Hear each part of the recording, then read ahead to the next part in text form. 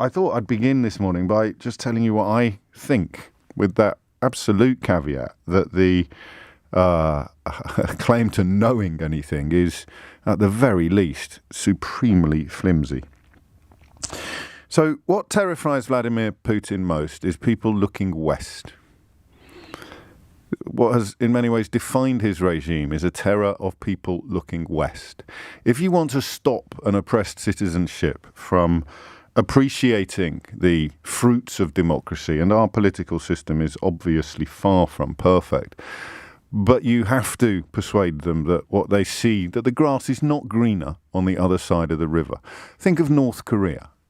That is pretty much what you would have to undertake in order to ensure that your citizens never got to see the colour of the grass on the other side of the river. And partly because of the size of Russia, partly because of its history, its geographical location, crucially, and also because of the money, the dollars, the rubles.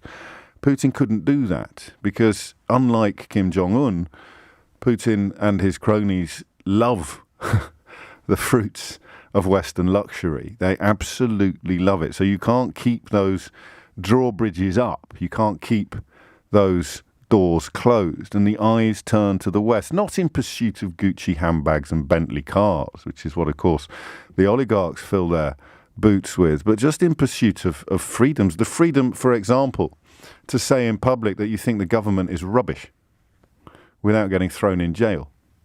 The freedom, for example, to access media that will speak truth to power, shine lights into the darkest corner of a country. Again, please don't think this is a paean to perfect Western democracies, but in comparison, when everything is relative, the grass is considerably greener here for ordinary people than it is there. And when people look to the West, the bad stuff happens as far as Vladimir Putin is concerned. Most obviously with the revolution in, wait for it, Ukraine, when ordinary people were close enough to the window on the West to see how green the grass was here, and in the same breath, if you like, understand the corruption of their leader, their Kremlin apologist placeman who was president there, and the epic wealth. As soon as the epic wealth that he had accrued became clear to the Ukrainian people, most obviously, I don't know if you remember, there was a sort of massive pirate ship full of jewels or some ridiculous folly that the truth got out. And if you can't control the media, if you can't control the news, then you can't keep information like that away from the people. And if the people get that information, they will no longer put up with it. So there are two things that terrify Vladimir Putin. One is the people looking to the West and seeing the colour of the grass, the greenness of the grass.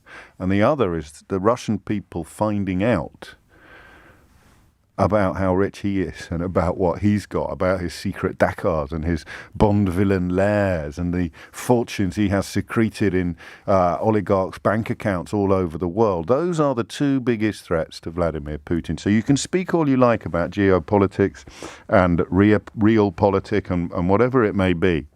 But the bottom line is, what terrifies him most is the loss of status.